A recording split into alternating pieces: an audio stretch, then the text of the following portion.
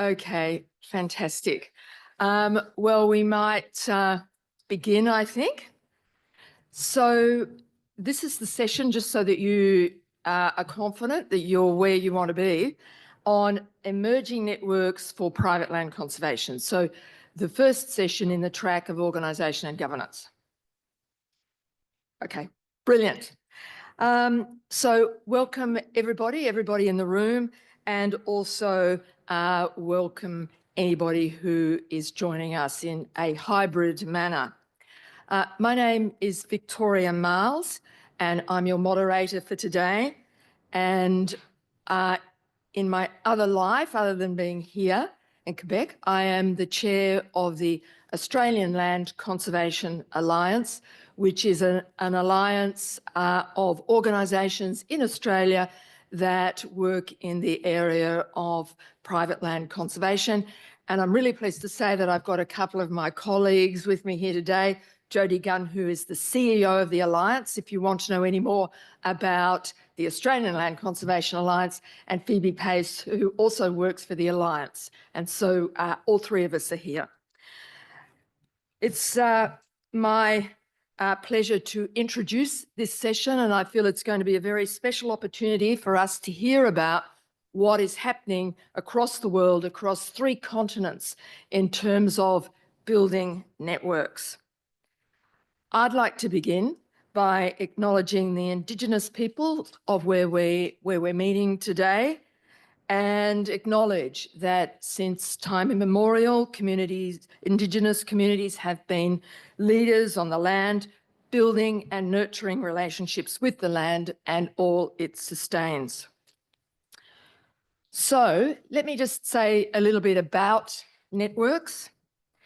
Networks play a critical role in advancing private land conservation and civic conservation efforts around the globe, because what they do is they enable sharing information, learning from peers, leveraging resources, and advocating for shared goals. And all these characteristics position networks to be powerful forces for achieving long-term conservation at scale. I feel that human beings have probably always known that networking is important and a constructive way of moving forward. And today, around the world, we have examples of many networks at local, provincial, national, and continental scales, and even, as we are today, at the ILCN, global scales. But also, as me and the panel were talking about yesterday, conservation can be a lonely, or if not lonely, an isolated experience when what you're doing is working continuously on ground for your organisation. So at a personal and individual level, the opportunity to create networks, be part of networks, expands really our meaning of colleagues out, from those we work with daily to those who are part of our broader conservation networks. And I'm happy to say that me and all of the people on this panel consider ourselves to be conservation colleagues by virtue of the network. And that brings us joy, and it is sustaining. So at a large level, it's really meaningful, and at a personal level, it's also very meaningful to be part of networks. So this session today is going to be sharing the status of emerging networks on key continents around the world. And I should say that some of those emerging networks are building on networks that are already well established. But what they're looking to do is move from, if you like, a country scale to more of a continental scale. We're going to hear about their achievements, their impacts, and the strategic role that they're playing in strengthening land conservation efforts in African, Latin American, and East Asian continents. So very special to come away and learn about what's happening around the world.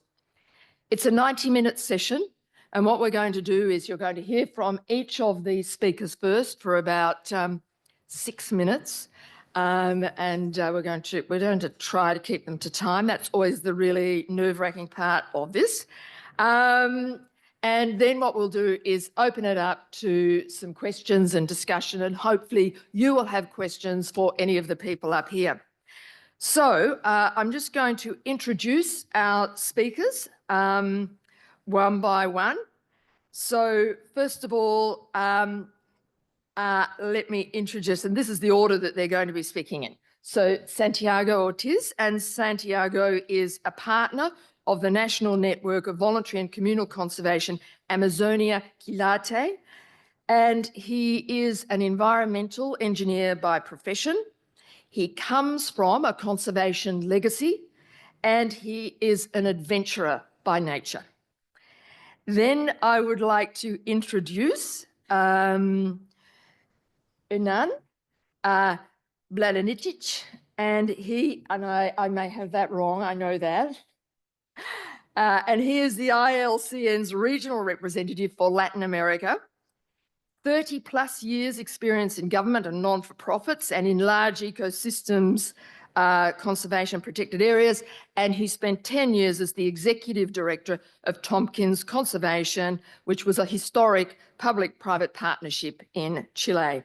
And as I understand it, was the product of the largest private donation to a state in the world. Then we're going to hear from Karago Mwangi, who is the founder and director of Earth Positive Consulting Limited. Karago brings experience from BirdLife International and is the regional representative for the ILCN in Africa. He specialises in innovative sustainable finance strategies for biodiversity and climate challenges. Then we're going to hear from Shenmin Liu, who is the director of Siwu Nature Park in China. And she is responsible for its overall operation, program management, and strategic planning. And Shenmin is also the regional representative for Asia with the International Land Conservation Network and a core member of China's Civic Land Conservation Alliance. So with all of that, I've introduced you to our panel. Wonderful credentials for us to hear about what's happening. I'm going to pass over now to Santiago to talk about the work that he's involved with. Santiago.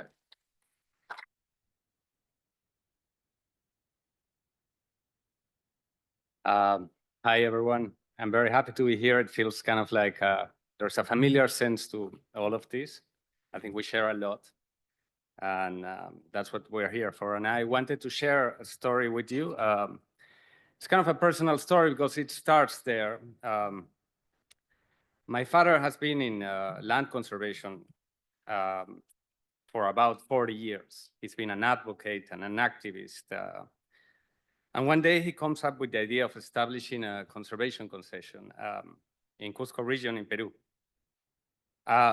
What comes next is years and years of battling bureaucracy to be able to get this conservation concession.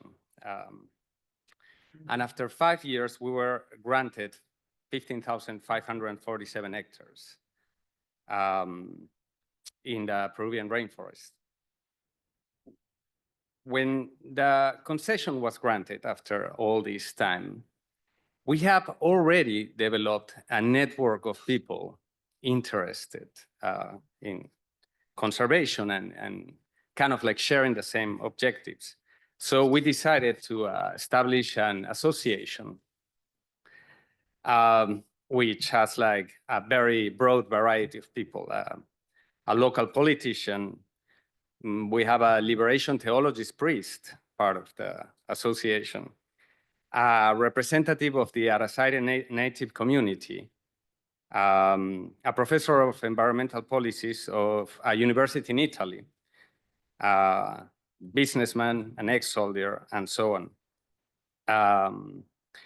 This is one conservation initiative. This is one of the stories that compose Amazonia Quelate, which is a broad national network. Amazonia Quelate has already over 2 million hectares of protected land in 11 regions with more than 180 conservation initiatives. Our network has grown to be broad in extension and diversity, and all encompassed in one mission, to promote and strengthen conservation strategies in different, can we pass to the next one, please? Oh, we have the remote. To promote and strengthen conservation strategies in different regions of the country. Just wanted to show this prior to the other one. That's the map of Peru over there, and all in green is all the regions that Amazonia Quelate is present in. We have already 9 networks in 11 of these regions.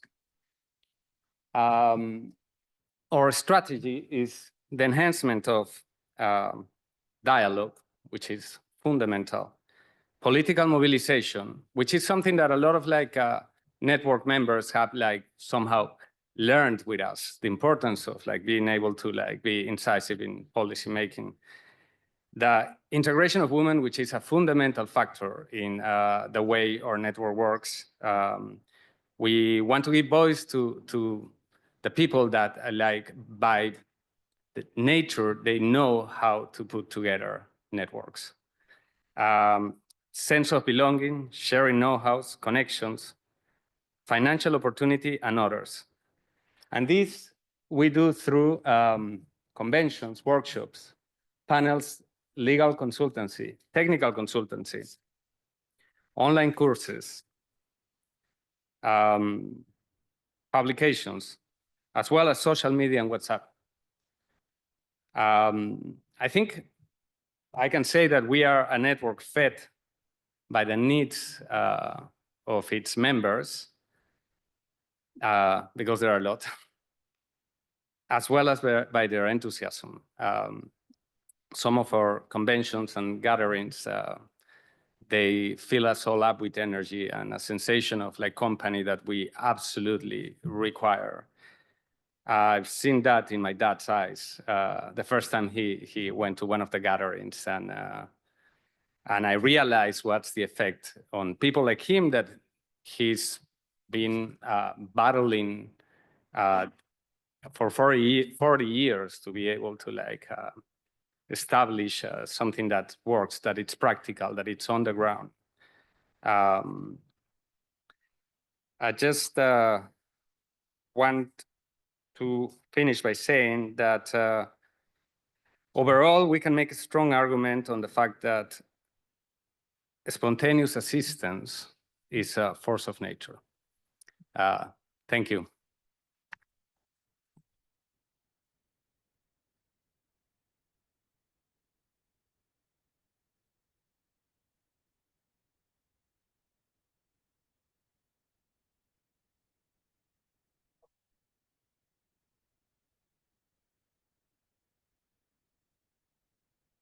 And so I'm passing over to Anand now.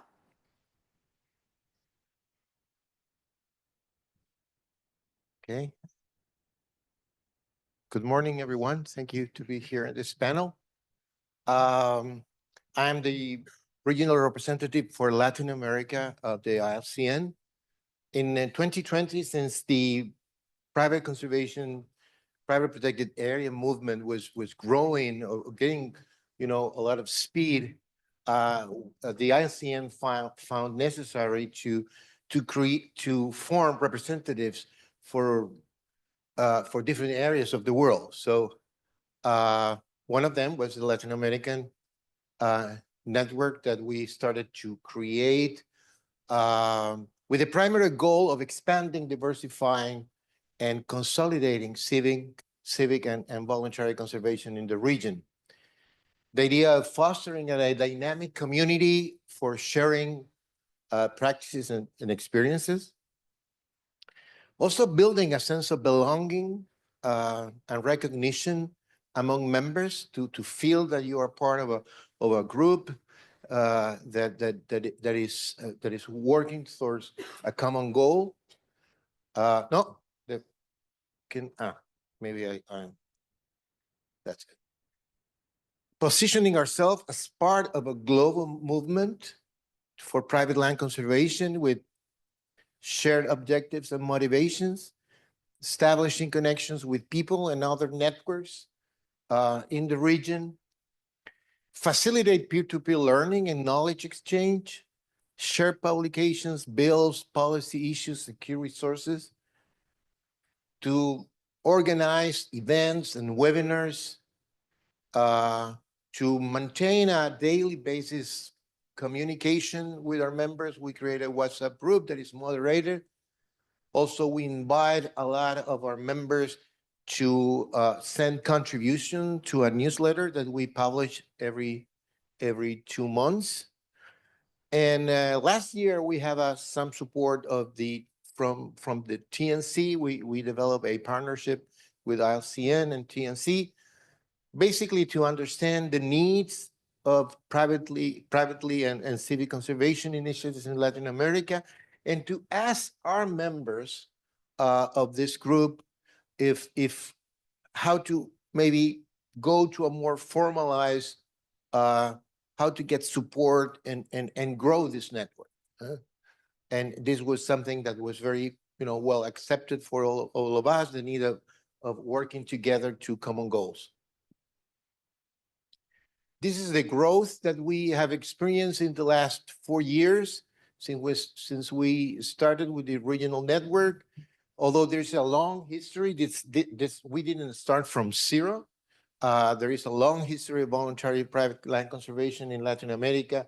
In the case of Brazil, they started with private conservation in the 1930s. So we moved from some of the numbers. We moved from 17 to 58 members, practitioners, land private conservation land owners. We move and academia, representative from national networks.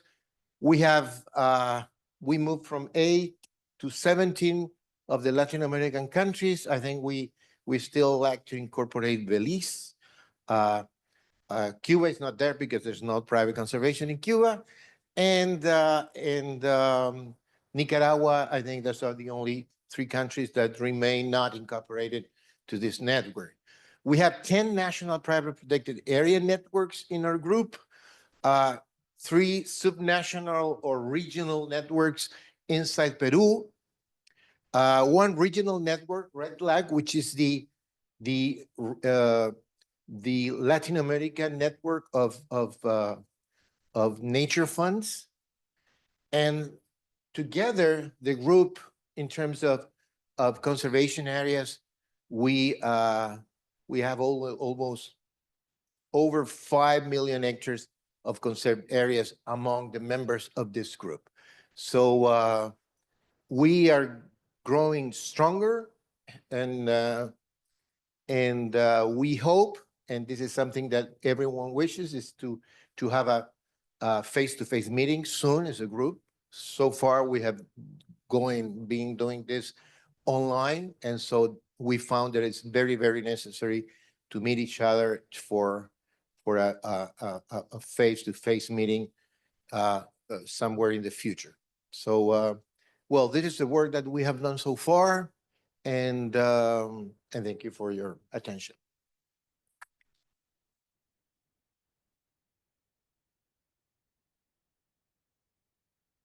I'm now going to pass over to Karagu.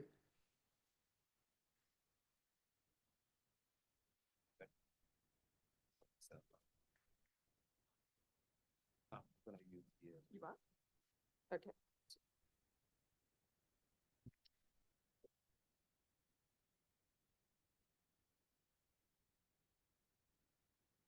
Good morning, everyone, and thanks for your patience as I sort my props.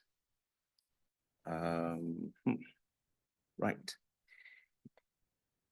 Pleasure to be here. Thank you very much to ILCN for organizing this, and to Niche Canada. Really grateful to be to have this opportunity. Thank you, Vic, for helping to organize this, and ILCN team who are here. Yeah, use a clicker. Right. Africa, fascinating continent. We've been having a wonderful time in Canada, a large country, vast country with 6 time zones. But Africa would take 3 Canadas in one. It has a huge diversity of people, about 1.2 billion people, still relatively underpopulated compared to the rest of the world, and vast landscapes that still have wild roaming wildlife. It's really difficult to talk about land conservation in Africa and do not talk about communities or wildlife. Those two have to come in together in the conversation. The 54 countries include, I must say, island nations, Madagascar, Comoros, as some of you have worked with some of those countries. So it's not just the landmass that is in front of us there, but also the Oceania countries that also contribute hugely to conservation of the vast biodiversity that exists in the continent. So how do you go about creating a network in such a diverse continent with different groupings of people and interests, largely with 4 different language groups spoken formally: Anglophone, Francophone, Lusophone, and a bit of German. Of course, the way to approach this when I was first requested by LCN was to think about the strategy. What would be the most appropriate way to do it?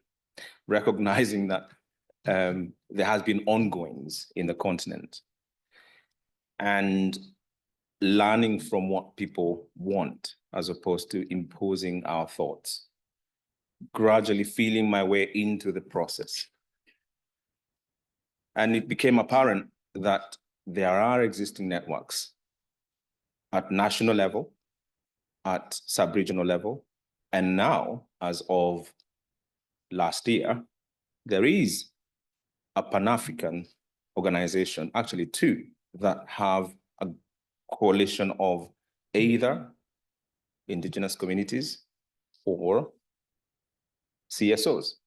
This is civil societies. And this is a primary market for the LCN network as well. And therefore, it's about ensuring that they understand where we're coming from. How do I find points of connection with them? How do we leverage from each other? How do we promote the LCN agenda in Africa, which has always been about raising awareness about land conservation, the role land conservation has, and in terms of conserving biodiversity, and primarily about the people who are doing it. How do we help them get more recognition for the work they're doing? So having figured out how to approach all that, talk to people nicely, smile a lot, be very patient, and find a way to consistently engage them online. Second part to the approach was to figure out how do you attract them? How do you keep raising what is unique about RCN? We were very fortunate to have, at the same time doing this work, the very first or the inaugural Pan-African protected areas, protected and conserved areas. This was bringing together all practitioners who are working in protected areas. And I must say, formally protected areas that are managed by government agencies form a very small fraction of the large areas of connected landscape conservation. There's about 8,700 protected areas. These include community conserved areas. Majority, I think 60% of that are community conserved areas. Landscapes controlled by communities. So communities, indigenous communities are part and parcel of all that strategy. So we've been working, I've been working in collaboration with other organizations, sister organizations, to help profile the LCN, the likes of Africa Biodiversity Conservation Alliance, the indigenous organization that was formed last year, and a few NGOs who are not, well, some of those have their headquarters in other parts of the world, but have a great investment of effort in Africa. We've so far identified with about 70 organizations, very good, strong engagements in 70 countries, in 70 organizations that are in 22 countries. At the beginning of our work, we were more or less working in 12 countries. So in about 2 years' time, we've managed to double that. And the ambition is to move towards having the whole continent covered. Of course, there's challenges. We continue to work remotely. There's only so much you can engage and enthuse people from a distance. And we must start to find ways to synergize with meetings that are happening in Africa and figure out what we use to attract our audiences to those engagements. I'm hoping that in the next few months, it will be clearer how we also strategize to engage 24 countries that are primarily Francophone. Our materials are more or less been in English, but I'm glad that we've also tapped into the Lusophone countries and currently working in 3 of the 5 Lusophone countries. So the challenge is huge. The ambition is great. Thank you very much.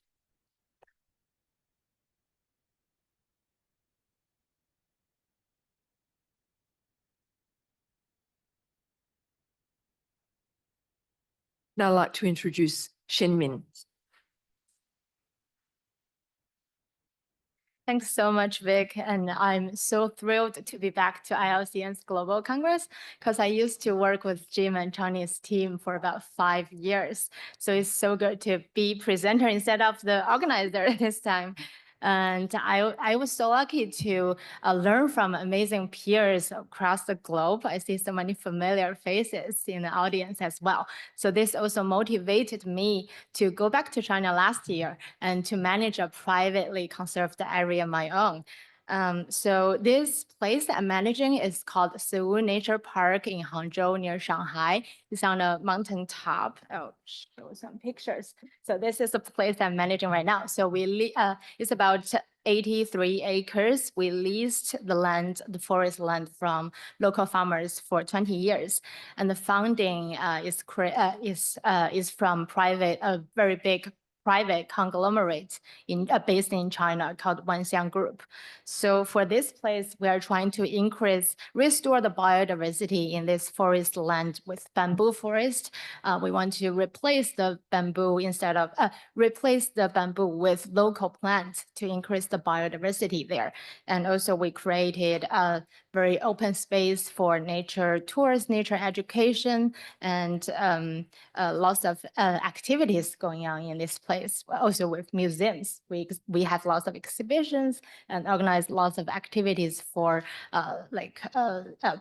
for the general public. So today I'm gonna share 2 emerging networks in Asia. The first one is China Civil Protected Area Alliance. It was initiated in 2017 by 23 NGOs in China with the goal to protect 1% land area in China. So as you may know, we don't have private land ownership in China actually. So it's either state-owned or farmers collectively owned. So, but we can, with the current policy, we can transfer the use right of land to private entities, NGOs. So this is a booming trend like for NGOs working with communities to conserve those protected areas. So, and for current China's protected area system, for now, it's covering around 18% of total land in China. So there's still a big gap towards the 30 by 30 goal. So that leaves opportunity to civic forces to play a role in this trend and also align with the COP15, the 30 by 30 goal. So definitely civic entities are playing gradually, like important role in this trend. And for now, with the alliance, there are 51 CPAs, civic protected areas, covering 10,000 square kilometers of land, and that's 10% of the 1% goal. So there's a long way to go to achieve that in 2030 of that 1% goal. And the member also increased a lot since 2017. So now it's 31. We have 31 members with us. And with the alliance, actually, we borrowed the idea from Land Trust Alliance and also IUCN in US. So we want to establish a platform to share experience, share best practice, and develop guidelines for local NGOs to manage and develop their own CPAs, and also provide support, building trust among members. And therefore, we can promote government's recognition in the end and provide incentives to those NGOs, just like the land trust movement in the United States. And for CPAs, we are very inclusive, not only private land ownership. So we have NGOs managed protected areas, and also NGOs working with local communities, and some are shared governance with government as well. And regular patrols and assisted law enforcement are major conservation goals in these CPAs. And the major funding is still coming from private donations. And the next one is based in East and Southeast Asia, is community-based conservation network. And this network is established by an NGO based in China called Global Environmental Institute, GEI, in 2021. So it's a very new network. And it has 19 organizations from 8 countries. You can see in the map, we have China, Cambodia, Myanmar, Indonesia, Philippines, Thailand, Laos, and Vietnam. So this region is full of biodiversity, but lack and densely populated. But however, like it faced the challenge of losing habitat and illegal wildlife trade and deforestation. So only a regional network can help across countries, across sectors, can help us to address these challenges. So this network is looking to protect multiple ecosystems and endangered species. They also through capacity building, knowledge sharing, and project collaborations. So as you can see, there are lots of projects like communications and collaborations through local communities. So I'll share more in the following discussion. Thank you so much.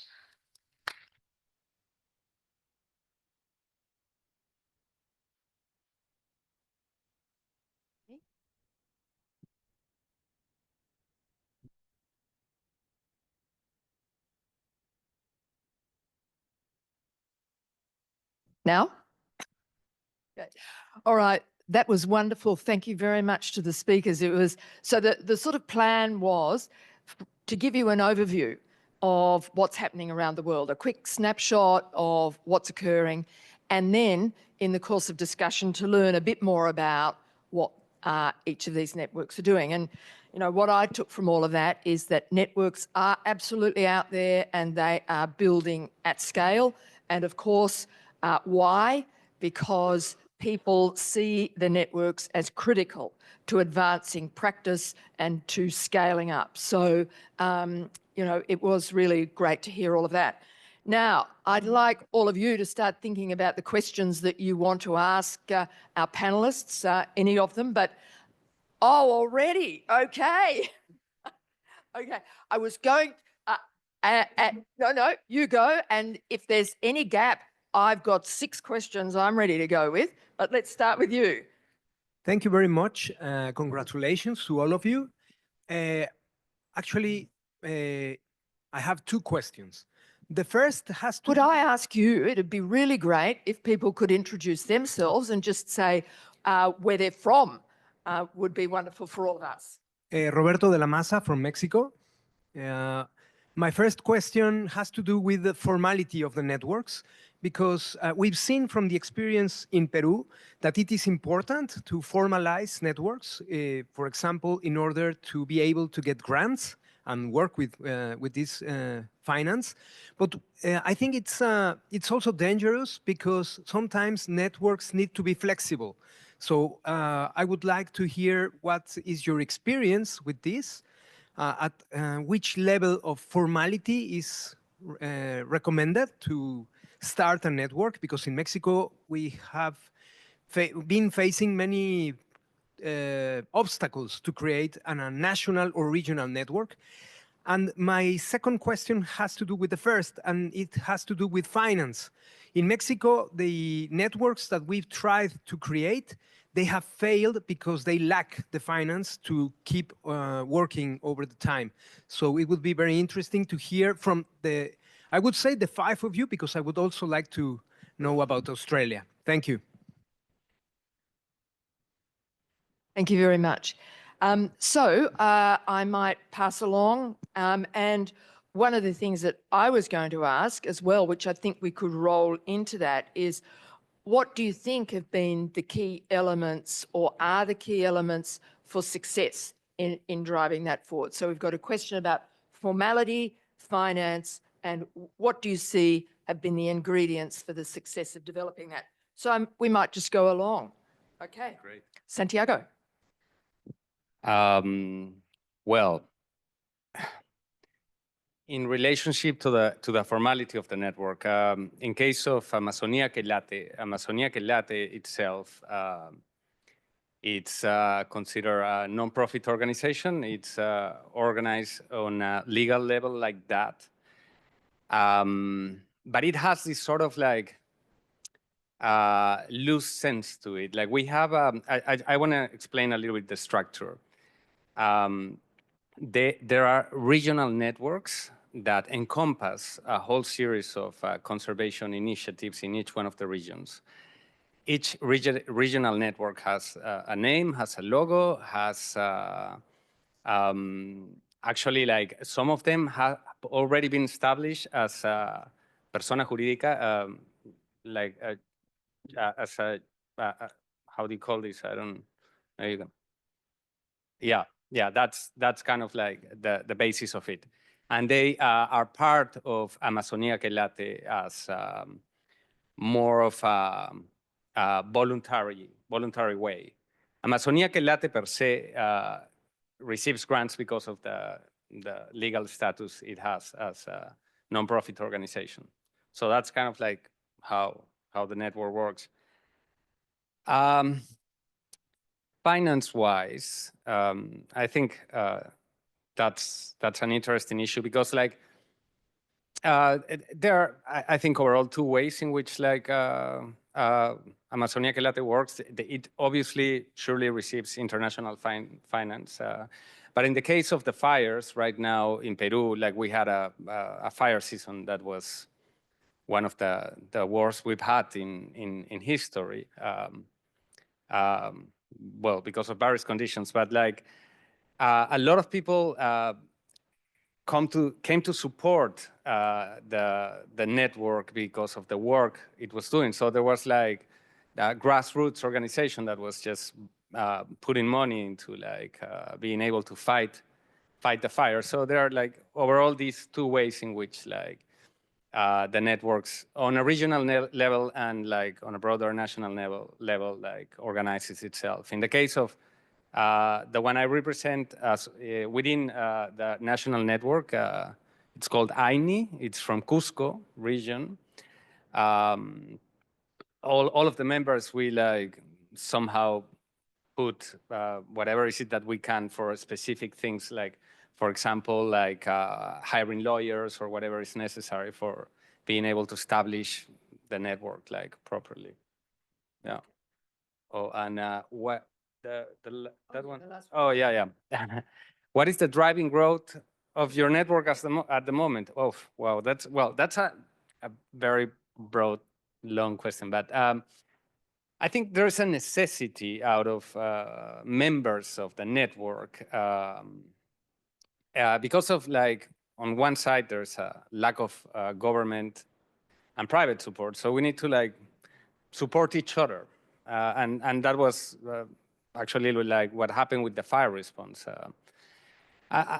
That's a fundamental part. That's a fundamental force. But like there are other more like there are more nuances to like why a network has a driving.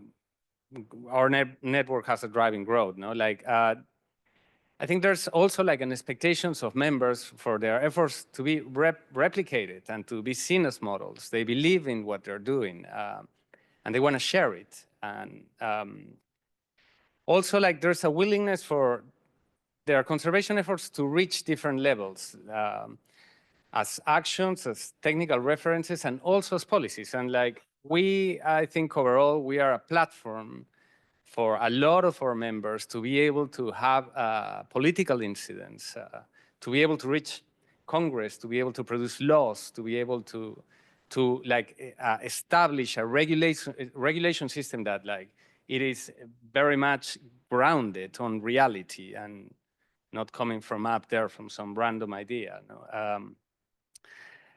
And there's also been an increased social acknowledgement of the necessity for the protection of land, which is something that like our network has also like been feeding itself from. The motivations are diverse, like spanning from economical to like spiritual. We have people that have like an economical perspective of conservation. They see profit as part of it, but then we have people that like are all in from the spirit, and they like a good friend of mine that she sings with the trees. And I think overall that diversity is what also nurtures the possibility for a network to become like more resilient.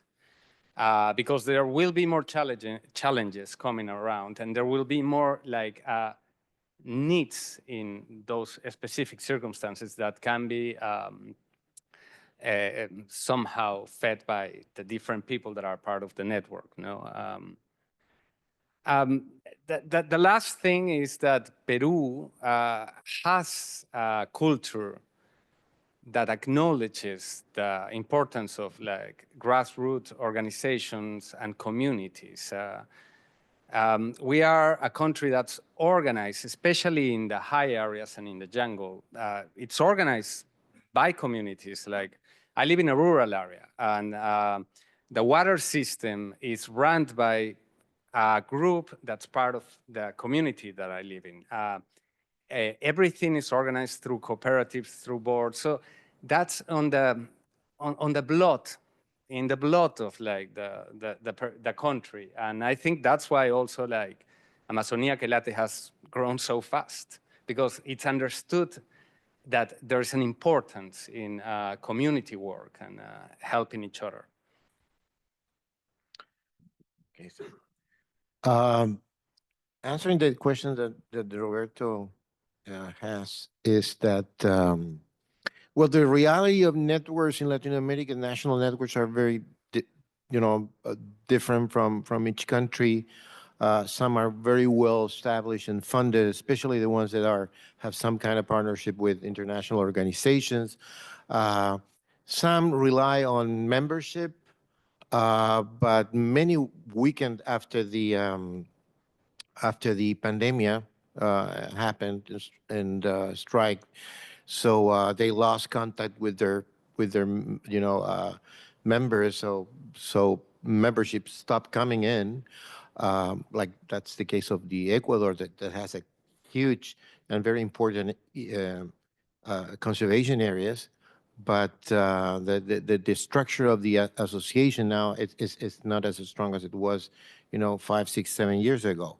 But Colombia is healthier. Peru is doing very well. Chile, Argentina, Guatemala, Costa Rica, those are countries that at least they are working they're healthy and very well-established organizations.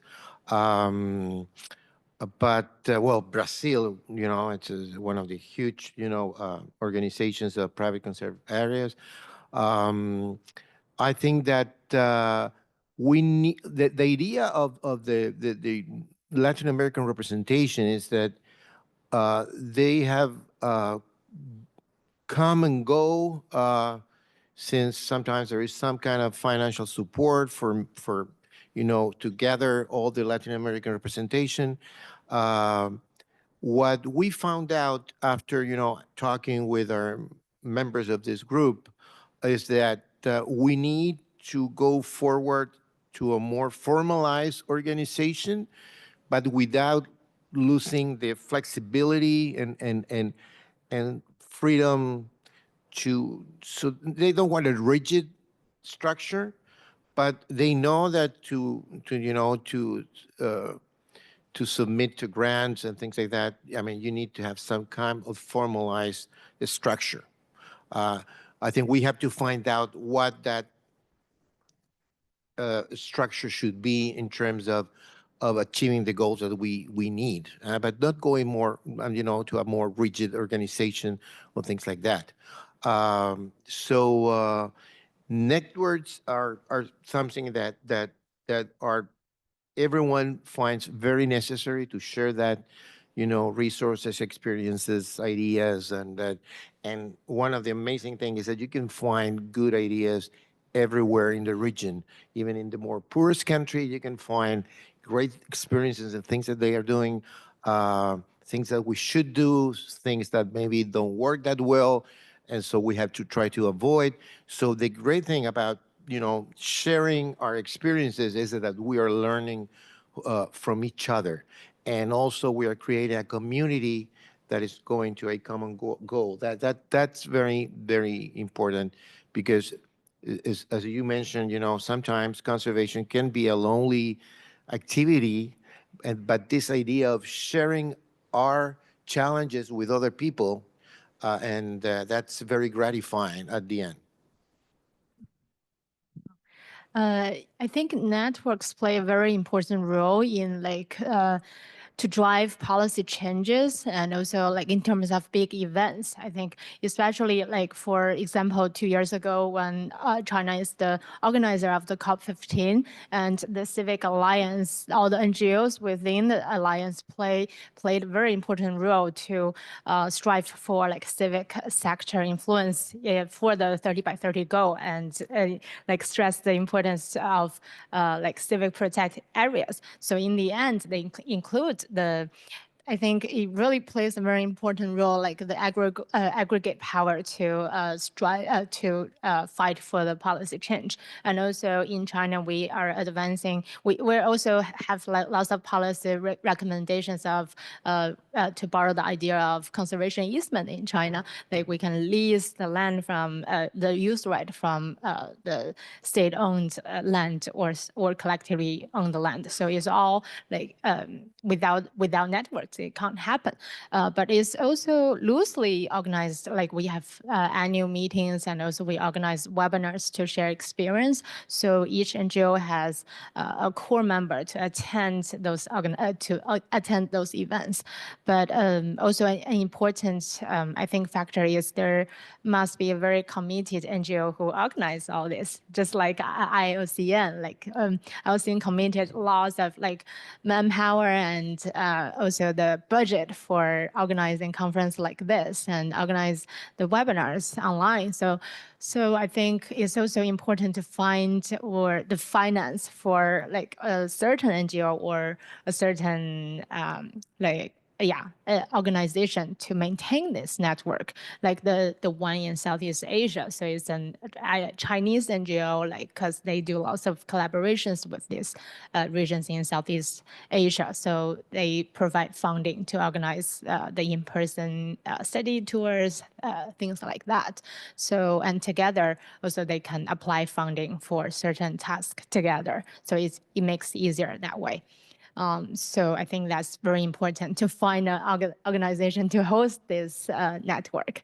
And for the driving the growth of the network in China, I think the policy shifts really play an important role, because in recent, one is the policy to allow transfer of use rights, and that encouraged public partnerships also open the door for non-governmental actors to enter the land conservation sector. And also the booming domestic philanthropy, the trend towards environmental issues also make it possible for private funding to come into this sector. And also like big events like COP, like 30 by 30 goal also open the window for those sectors to really have saying in these big events. So they government also gradually recognize the role of civic sectors. So for example, we are building our own national park system in recent years. So government also wants opinion from civic actors and to allow them to co-manage certain areas with the government together. So I think the network really plays a role in those big like shift policy change, give policy recommendations and advise the government and advise the policies. Yeah. Mm-hmm. Right. So just to add value to what my colleagues have said, definitely having networks that have a focus and being clear with what it is that they're set up for.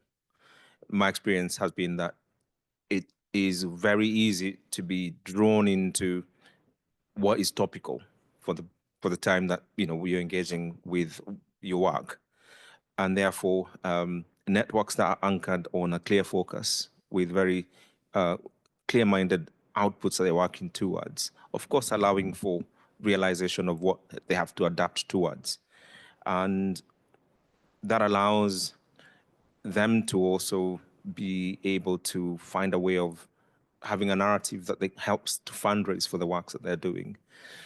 And in the context of land conservation in Africa, there's competing interests. As I mentioned earlier on, lands are divided up in terms of ownership and use to different groups. So areas that have huge control or hugely controlled by indigenous communities we would need to understand very well what their goal is. Is it being able to be in a stronger position to negotiate with governments about their user rights or ownership, or is it transforming to change into a different level of policy on how land is managed across the country? I truly believe for success, to the question that V asked, what are the enabling factors? I believe that one, being able to identify what is your unique selling point to the audience that you're trying to target. Two, having people who are driven, that are anchoring the organization and driving the agenda of the organization. And as I say, being focused on the outcomes. And that then leads on to making it possible to then attract funding through the work that they're proposing to do. And obviously, in some countries, it is necessary to have formal arrangements on how that network or organization that is helping the work to go on. Yeah, I think that's probably the only thing I would add. Thank you.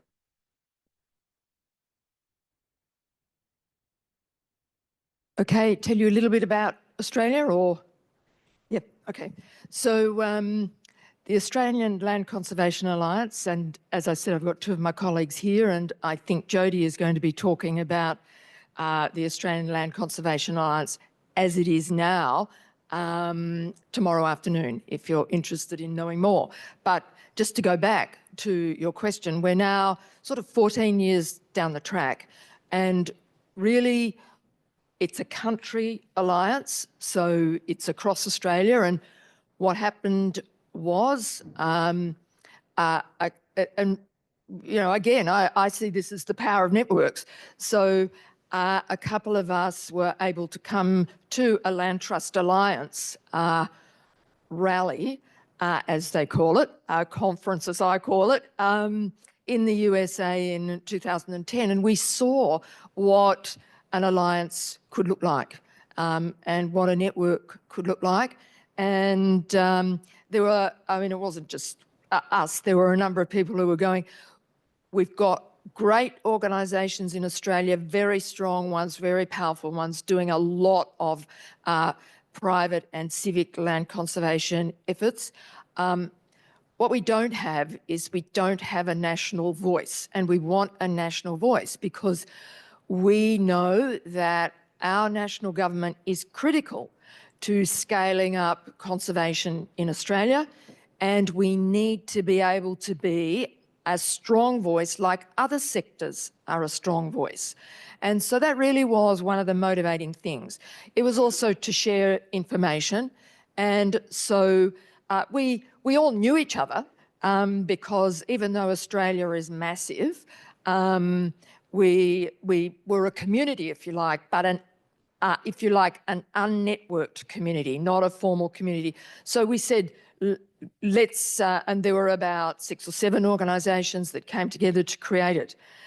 And that was 10 years ago. And now, 10 years, sort of 14 years later, we are a formal alliance. We are, if you like, incorporated. I assume that that's a word that is familiar. So it is an entity. It's a corporation. We have, I don't know how many staff now, Jody? 6 staff. So we went from 0 staff, and let me say 0 staff for quite some number of years. And what we did was we just, when we had no staff, we still said we are an entity, we are a network. We met every month, we had meetings, we had notes of those meetings. But I think a really critical thing that we said was, what we need to do each year is we need to come together. We need to have a conference because we need to see ourselves. We need to see what our sector looks like. And we started having annual face-to-face conferences in around 2015. And I think that was instrumental in us all going, we are a sector and this is what our sector looks like. It looks like these people in this room and more. And we had our conference last week in Australia, and there were 400 people from around Australia at our conference. We grew from really a conference of around probably, I'm guessing, maybe 80 the first year to now. We feel that we can rely on getting 400 people from around Australia and a lot of people coming back. In terms of the money has gone up and down, honestly. You know, everyone was very excited at the beginning, including our government, and they gave us some money to kick it off. And then for a while there, we didn't have any money, but we said we keep going anyway. We definitely keep going anyway, because we have host organisations, and the host organisations can organise the meetings. They can make sure that we have our phone link up every month. They can even come together to organise our conference. And so what we're going to do is make sure we do not break that thread just because we don't have any money at any point in time. We keep that thread alive and we keep it going. The money is a bonus, major bonus. The money has really allowed us to grow and increase our impact, but not necessary for human beings to make that commitment to say we're still going to be a network, which is kind of what we did. So I feel like that's a sketch of what we did. Yes, we've become formal, but we weren't formal for a while. Yes, we've had money, then we haven't had money, and now I feel like we've got lots of money comparatively, but it has been a 14-year journey. Okay. All right. Yes. Shall we take the question here at this table and then the question behind? Good morning. I'm Christine from Brazilian Confederation of Private Nature Reserves in Brazil. I would like to give a small contribution. I'm going to talk tomorrow about it, of the experience of the Brazilian Confederation of Private Nature Reserves, as well as the association I'm in charge of. a state association. I'm We just ha- going to check, can everybody hear? Yep, okay, great. It's okay. Oh, great. We have them formalized, the confederation and the state association too. And this was a very important thing to do, because then we could participate of important processes in the Brazilian government, such as the bill of the private nature reserves discussion, the discussions on the bill of the private nature reserves.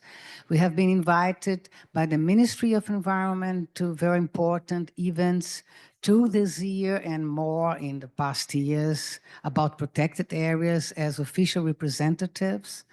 And we could also be involved in coalitions and projects such as the pro-species project of the WWF as a formal association, and also obtain funds. We got funds once from the G7, a huge project throughout Brazil in several states.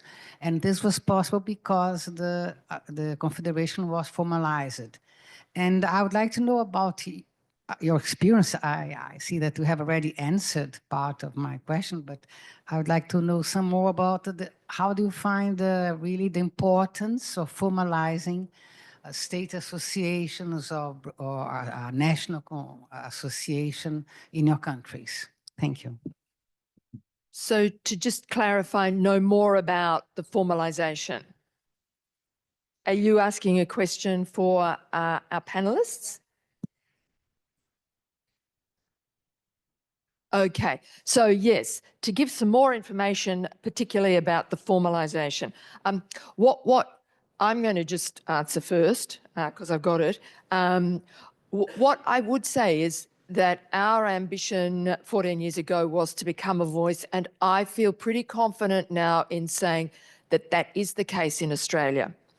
Under Jodie's leadership, I think it is really the case that if you were in Australia, you would now know, and you worked in conservation, you would know the name ALCA, Australian Land Conservation Alliance. You would see ALCA as the peak body and the peak voice for conservation in Australia, conservation efforts, and we are recognised by the government as speaking for that sector. And a lot of that has come through the formalisation. So, yeah. Well, in the case of Amazonia Quelate, on a regional level, like each one of the different networks that Amazonia Quelate is composed of, we have noticed a broad difference. In the case of Cusco, for example, we still are not legally formalized as one, but there are other regional networks that are formalized, and so they can approach not only the government, but private entities as formal institution, and that facilitates the funneling of financial help and also different ways of stewardship and help. I think on a broader national level, the institutionalization of Amazonia Quelate has given us a chance in this case to as well approach the government on a legislative way. So we can go to congressmen and be like, well, this is our institutions, this is our composition, this is our size. So we have more influence into the policy making of the country. To the point that right now, also with SPDA and Carolina here, we have managed to set a law project that it's actually going to be approved, if not this month, next month. We are hoping that it's going to be approved soon, but it's a huge improvement in the capacities that our volunteer conservation system has. The idea is to for private companies to engage directly, financially directly with voluntary conservation areas, doing a tax credit system. So I think that's going to happen in the next weeks to come. And that has been in part because of the formalization, the institutionalization of this network. Well, I think that formalization is a must for national organizations. I know the case, for example, for Argentina, for example, which has a huge conservation areas. They, for like 3 years, gather all the private reserves owners, but they formalized like 3 years later. And that changed the game for them because they could hire someone that could apply to funds. So it changed so that was a necessity, of course, from the beginning, but it took some time because to formalize an organization, it takes time. But that is a must. So that's a way that they are a legal entity where they can submit to grants and things like that. So that's very, very necessary.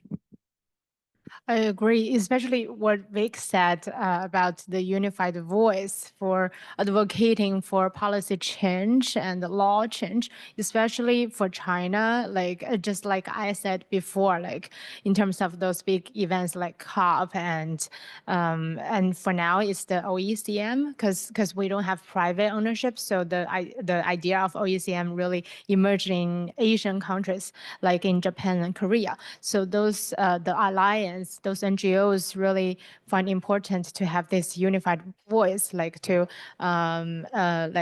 call for like best practices and also creating a platform to share those experience. And also we like negotiate and with the congressmen, with the governors to advocate for the role of civic sectors to play in this trend, especially like for the national park system. We want community and NGOs to have more power in decision making and co-management.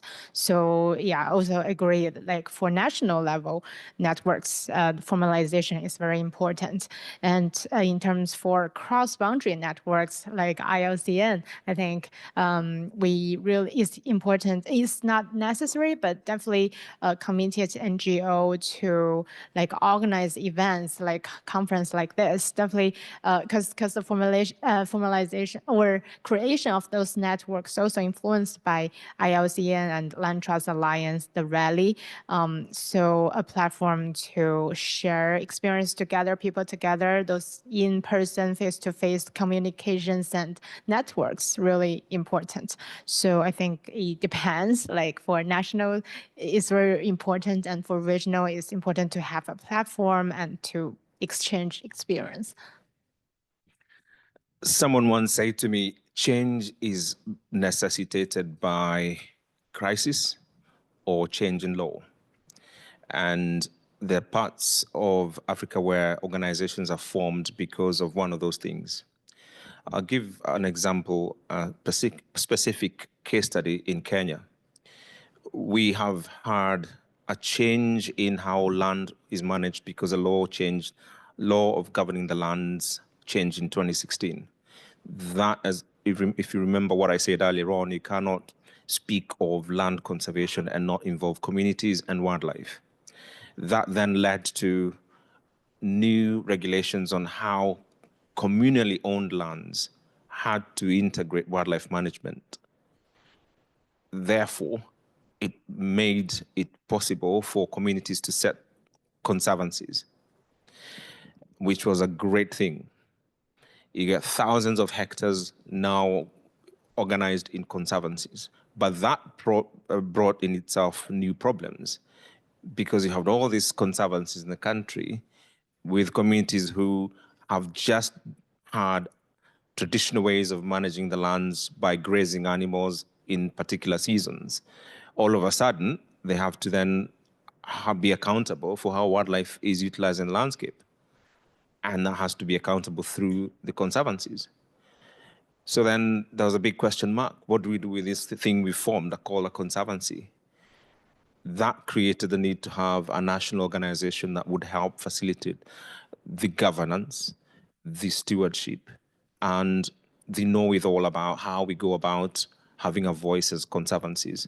And it's unfortunate we don't have one of our panelists called Dixon Kailo, who was supposed to be here, who would have spoken about the Kenya Wildlife Conservancy Association.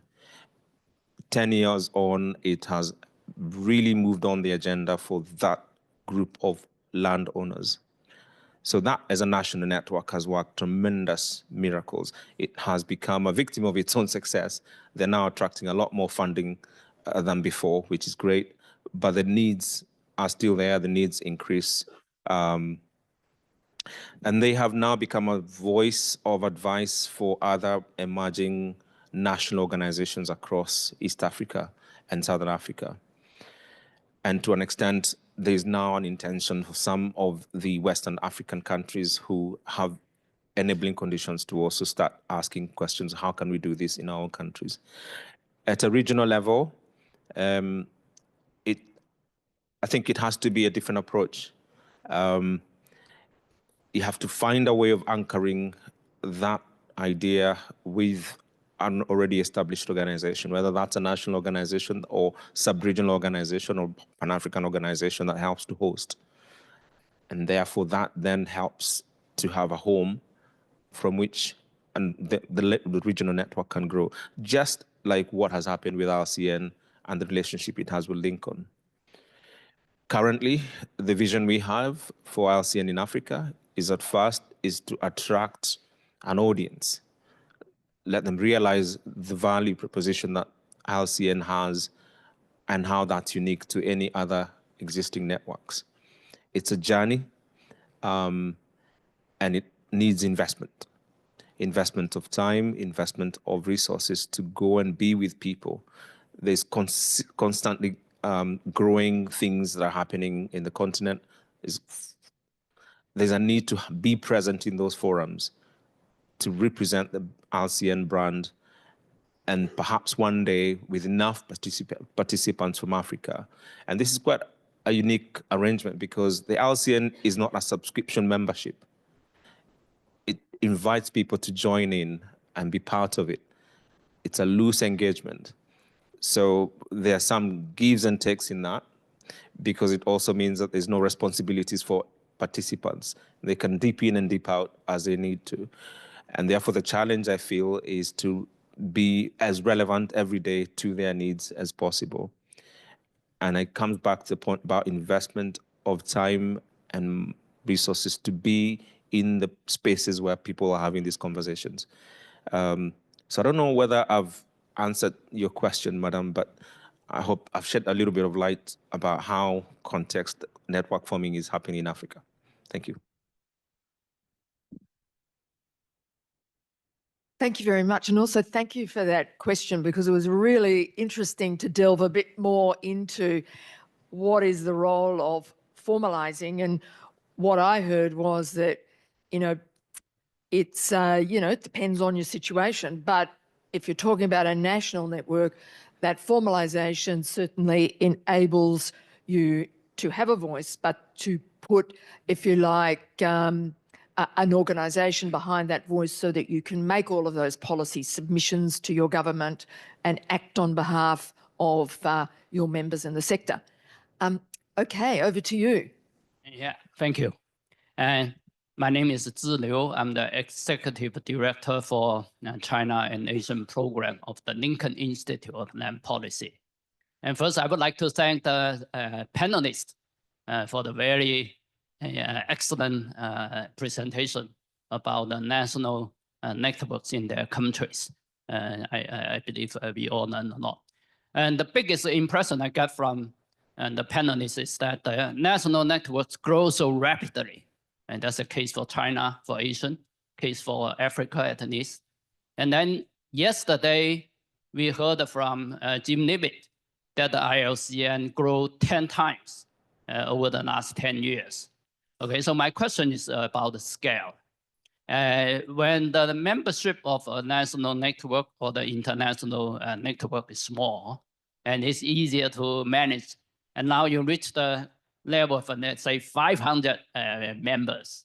And the question I have is how to manage scale to achieve a better result. Okay, you. great. So I'm going to ask the panelists the relationship between scale, managing it, and your impact and results. Oh, well, yeah, the question of scale is, it's a very, very, very interesting. Just to the panelists, 10 minutes left altogether. And we have so much. Well,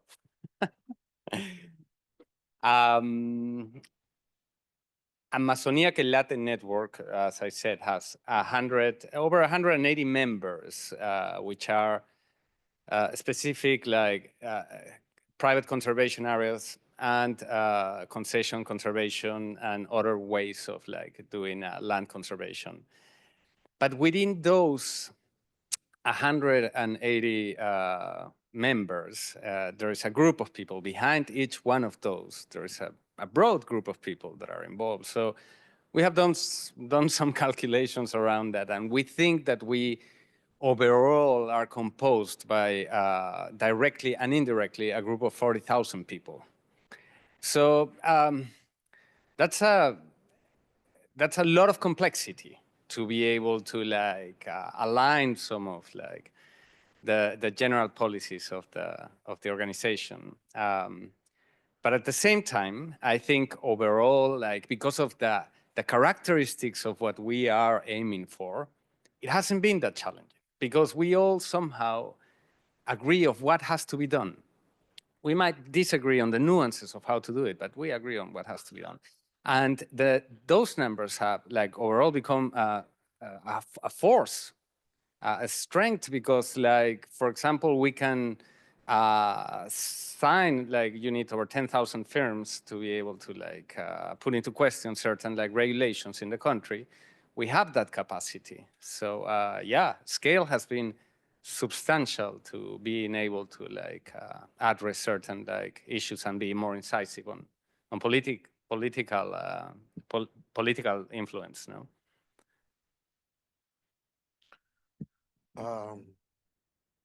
I think that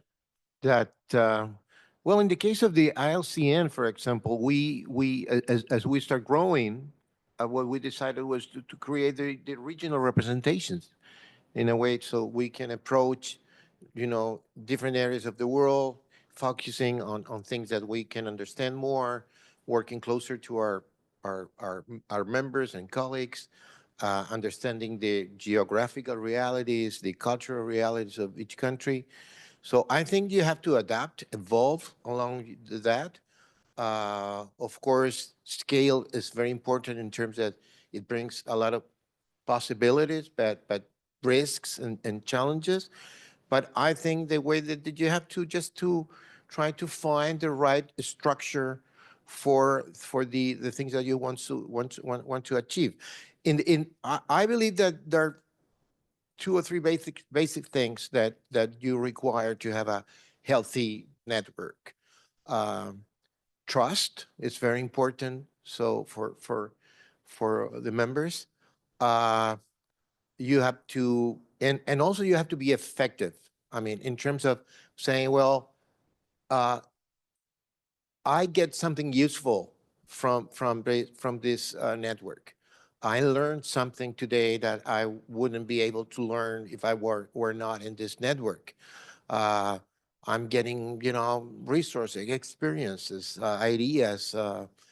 So that's something that so I'm get a value added to be part of this network. So I think that maybe that sounds very instrumental, but I think it's very important because this is something that, I join every day through an online webinar or a meeting or a WhatsApp group, and I got something that was valuable to my organization and to our goal, which is, how we can, I don't know if we will have time for a final remark or not.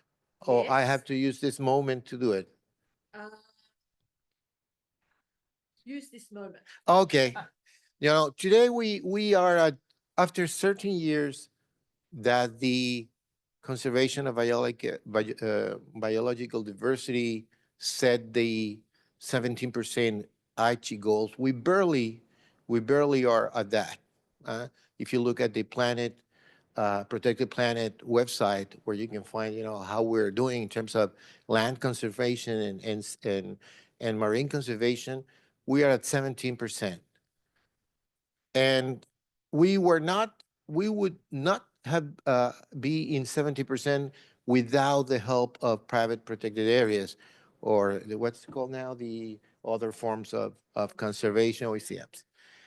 But now that we have this post-2020 agreement, you know, framework that has set the 30 by 30 goal in the next, what, 6 years from now? That's a lot, moving from 17 to 30. That's, I mean, an average, you know, world goal. But, and that is not going to be possible without privately protected areas. So we have to find the ways of moving forward, create the incentives for private owners to devote their land to conservation. We have to create incentives, you know, legal framework to make that a reality and a possibility. So it's a challenge. There is not much time that we have. The national systems of protected areas, they have the limitations. Most of the conservation that we have now is based on that. And so, but we have to create that enabling conditions for private conservation areas to move forward. Those are indispensable to reach that goal, and there is a lot of job to do to reach that number. Okay, cool. Yes, clear. I think in our case, we are really an emerging network, one initiated in 2021 and one in 2017. So, and when it grows larger, like it's hard actually to align each NGO's goal with the alliance goal. So that's a very important part. Like we have to find a common goal among those NGOs, and we need committed members from each NGO. So in this, we like really, like I said in like before, like those big policy shifts, like COP, like the 30 by 30 goal, really, and OECMs, the value of OECMs, like how to say, unified those NGOs together to strive for the common goal. So finding a common like working area, you can assure each NGOs can align with your alliance goal. So that's very important and also to follow the policy trends like the OECM and 30 by 30, and also engage those members on certain topics. But really that also needs funding. So yeah, to find a host organization to provide the funding is also very important, especially when when you scale up for the unified voice. So I think that's 2 points I want to make, and to maintain the network, especially those emerging networks. Yeah. Vic, how many minutes? 0 minutes? Okay. I think I just have this opportunity to make my closing remarks. My hope is that the next phase of time that we have between now and the next Congress, the next time that we have a chance to meet, I will have seen a much deepening relationship that we have, or I'm hoping that we'll have deepened the relationship that will be there with the current group of organizations and people we're working with in Africa. I have detected a sense of suspicion of the agenda that tends to come from the international level at international fora, which seems to impose ideas on matters to do with land conservation. It has taken time for example, the Agenda 30 by 30 to be understood, because the first instance, it was interpreted as governments want to take more land from communities to meet that challenge. It has taken time to turn the narrative to we want to work with communities, with you, to increase that percentage at a national level. And there are other matters that are emerging topics in the forthcoming CBD meetings that we have to be part and parcel of this group of people to help enable them have a voice to raise their concerns, and by so doing build trust and hopefully attract more and more people to our agenda of growing this global network, in particular in Africa and other parts of the world. Thank you. Give me 20 seconds. Yeah. No matter who, I mean, conservation is a public good. No matter who does conservation, either private or governments, you know, through states. I mean, they create something that is good for society as all. Thank you, panel, and I'll come back and thank you in a moment. I just want to say that I think this was a really special panel. We are at an international congress, and right up front, you've been able to hear about the most amazing things that are happening at a continental scale in terms of building things. So we go forward for the next day, 2 days, just with the awareness of the amazing things that we've heard about happening across countries and across continents. Obviously, it's just a little snapshot, but you've been able to hear about what's happening. You can follow it up with the panelists individually if you want to, and there is another network session at the end of the Congress tomorrow afternoon if you want to know more as well. So could you join me in thanking the panelists? It's been fantastic to get that sketch of everything that's happening around our world. Thank you very much.